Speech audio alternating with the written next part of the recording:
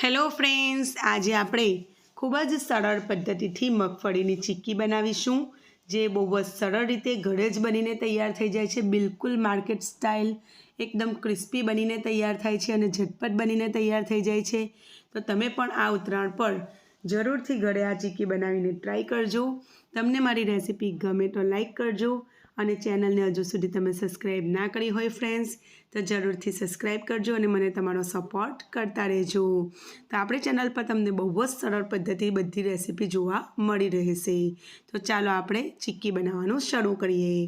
એના માટે અહીં મેં ગોળ અને મગફળી સરખા પ્રમાણમાં સિંગના કાચા દાણા અને ગોળ લીધેલો છે. તો તમારે માપ સરખા પ્રમાણમાં લેવાનું છે. જેટલા તમે કાચા દાણા સિંગના લો છો એટલા જ પ્રમાણમાં તમારે ગોળનો ઉપયોગ કરવાનો છે. સૌથી પહેલાં આપણે ધીમા તાપે સિંગને સરસ ફોતરા કરવાના છે, માટે એને આ રીતે શેકી લઈશું જ્યાં સુધી એમાંથી તળતળ સહેજ અવાજ ન આવે અને આ રીતે એનું ફોતરું સરળતાથી ન નીકળી જાય ત્યાં સુધી આપણે એને રોસ્ટ કરીશું. તો ધીમા તાપે જ કરવાનું છે, બિલકુલ એના ઉપર ડાઘ ન પડે એ રીતે બિલકુલ સતત હલાવતા જઈને આપણે એના ફોતરા ઉતરી જાય. આપણે એક બે સિંગના ફોતરા આ રીતે કાઢી જોવાના અને સરળતાથી નીકળી જાય પછી આપણે ગેસની ફ્લેમને બંધ કરી લઈ અને એક કપડામાં મેં કાઢી લીધેલી છે, સુતરાઉ કાપડમાં, અને આ રીતે કપડામાં એને હાથથી આ રીતે ઘસડતા જઈને બધા ફોતરા આપણે કાઢી લઈશું. તો આ ફોતરા કાઢવાની બહુ જ સરળ પદ્ધતિ છે ફ્રેન્ડ્સ. કોઈ પણ કોટનનું કાપડ તમે લઈ શકો, કોઈ દુપટ્ટો લઈ શકો, ચોખ્ખો ધોઈ લો અને આ રીતે એમાં તમે કરશો એટલે સરળતાથી એના ફોતરા અલગ થઈ જશે.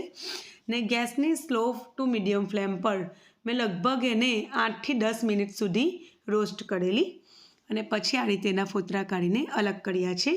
અને આ રીતે ચારણાની મદદથી, જેનાથી આપણે પકોડા વગેરે તળતા હોઈએ છીએ, એ ચારણાની મદદથી આપણે એનો જે ભૂકો હોય છે એ પણ એકદમ અલગ કરી લઈશું અને ફોતરા વગરની સિંગ અલગ કરી લઈશું.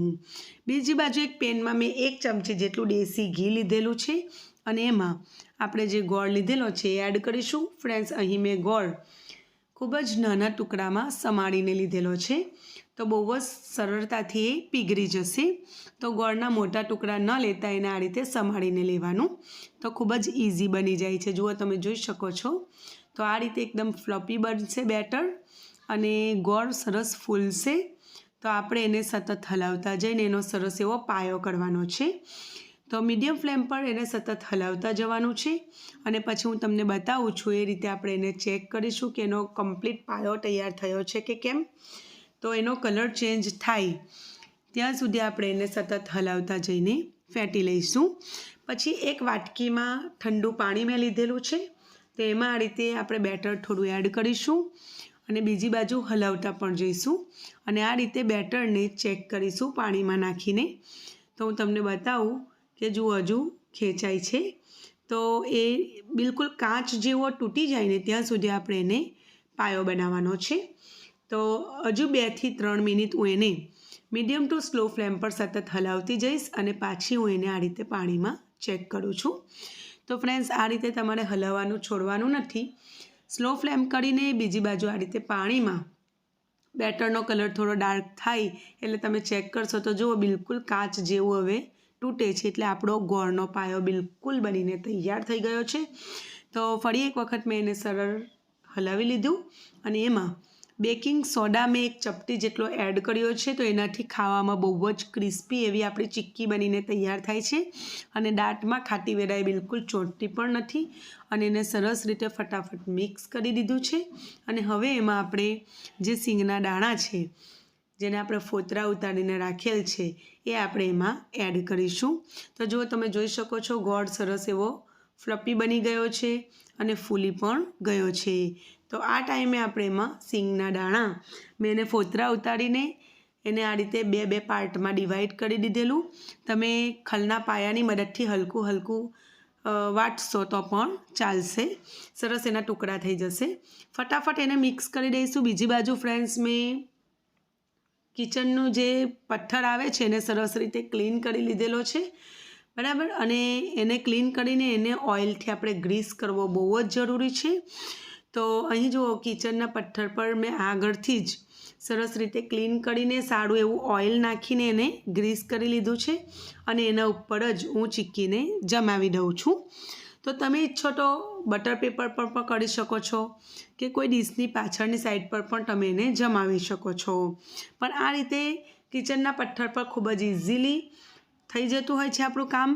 એટલે પહેલાં એને સરસ ક્લીન કરીને એના જ ઉપર હું જમાવી દઉં છું. તો તમે જોઈ શકો છો એને હલકું સ્પ્રેડ કરીને પછી મેં વેલણની મદદથી એને આ રીતે પહોળું કરી લઉં છું.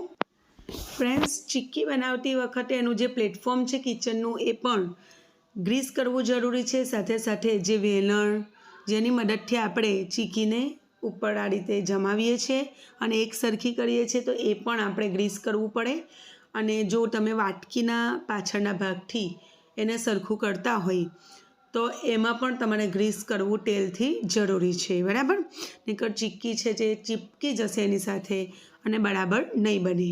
હવે એને આ રીતે લીલી હોય એ જ વખતે આપણે કટ લગાવી દેવાના સરસ છડીથી, કે જેથી પાછળથી થોડી હાર્ડ થઈ જતી હોય છે. ખાવામાં ભલે સોફ્ટ અને ક્રન્ચી હોય છે પણ એને પીસ પાડવા માટે હાર્ડ બની જતી હોય છે. તો આ રીતે આપણે મિક્સર થોડુંક ભીનું હોય તે જ વખતે આપણે એમાં કટ લગાવી દઈશું. તો તમે જોઈ શકો છો બિલકુલ થોડા જ સમયમાં સેટ થઈ જતી હોય છે આ ચીક્કી. તમે જોઈ શકો છો એના કટ લગાવવાનું પણ પછી આપણને થોડુંક મુશ્કેલ પડતું હોય છે. તો મેં એને પછી પ્લેટફોર્મ પર 20-1 મિનિટ જેવું મૂકી રાખેલું અને પછી તમને કાઢીને બતાવું છું. તો જુઓ સરસ એવું આખું જ નીકળી ગયું છે, છૂટું થયું છે, કારણ કે આપણે સરસ ગ્રીસ કરેલું એટલે એને આ રીતે અલગ કરવામાં બિલકુલ પણ તકલીફ નથી પડી. આમ તો ઠંડીની સિઝનમાં 10થી 15 જ મિનિટમાં સરસ આ રીતે સેટ થઈ જાય છે, પણ આપણે એને 25 મિનિટ સુધી રહેવા દીધેલું અને પછી આ રીતે આપણે અલગ કરેલ છે. તો તમે જોઈ શકો છો કેટલી સરસ ચીક્કી ફટાફટ બનીને ઘરે જ તૈયાર થઈ ગઈ છે.